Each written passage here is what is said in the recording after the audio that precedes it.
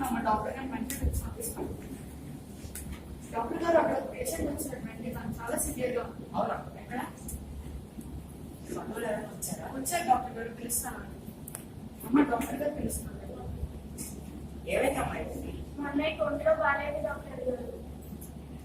అవును, ఇద్దరు 4 క్రితం నా దగ్గరికి పచ్చికామలని వచ్చాడే, నాకు చికిత్స కూడా చేశాను. 2 రోజుల క్రితం ఊళ్ళో పండుగ అయితే మందు చాలా తాగారు. ఏంటి మందా? ఇతను కరెంట్ అలవాట్లు లేవని చెప్పాడు. అప్పుడు అబద్ధం చెప్పారు డాక్టర్ గారు. అవునా? డాక్టర్ దగ్గర అబద్ధం చెప్తే అలాగమ్మా. సరే డాక్టర్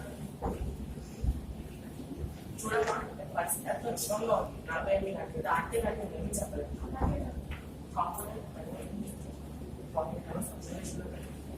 బాబు బాబు ఏమైతే క్రితం హడావిడిగా ఉంది? ఇతనికి పచ్చకామలండి 4 క్రితం హాస్పిటల్లో చేరాడు. కానీ ఇప్పుడు తన పరిస్థితి ఎంతో విషమంగా ఉంది.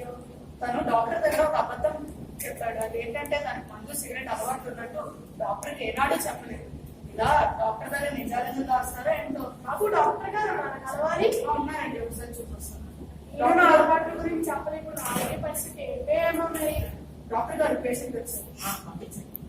కమింగ్ డాక్టర్ గారు.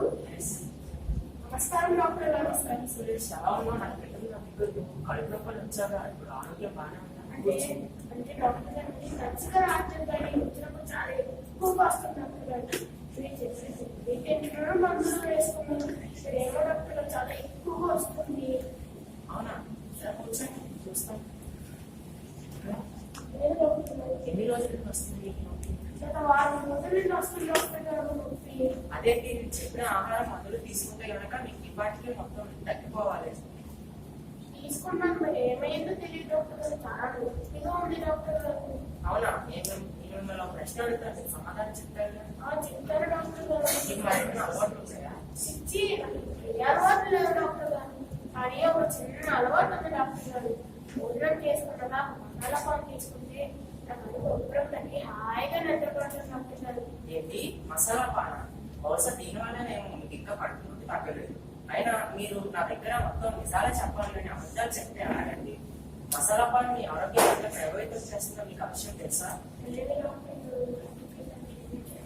మీరు డాక్టర్ దగ్గర సరైన వివరాలు చెప్తేనే కదా మీకు సరైన చికిత్స చేయగలం. మీరు ఇలాగా మా దగ్గర నిజాలు రాస్తే మీకు ఎలా చికిత్స చేయగలరు? మీరు కూడా ఎప్పుడైనా మీరు ఏదైనా సమస్యతో బాధపడుతూ డాక్టర్ దగ్గరికి వచ్చినట్టయితే ఆ సమస్యకు తగిన వివరాలను సరిగ్గా చెప్పండి. లేదంటే అది మీ ఆరోగ్యానికి ఎంతో ప్రమాదం. అందుకనే అంటారేమో డాక్టర్ల దగ్గర, లాయర్ల దగ్గర, టీచర్ల దగ్గర అబద్ధాలు చెప్పకూడదని.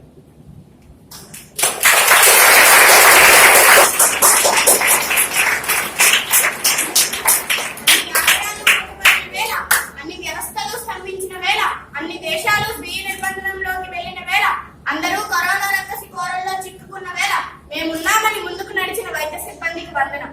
జనుల ప్రాణాల కోసం పోరాడుతున్న యోధులకు అభివందనం.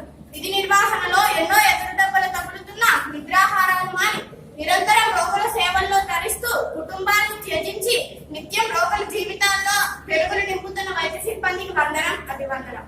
మా ఈ నాటకం ద్వారా ప్రజల్లో చైతన్యం కల్పించాలనేది మా ఉద్దేశం. ధన్యవాదాలు.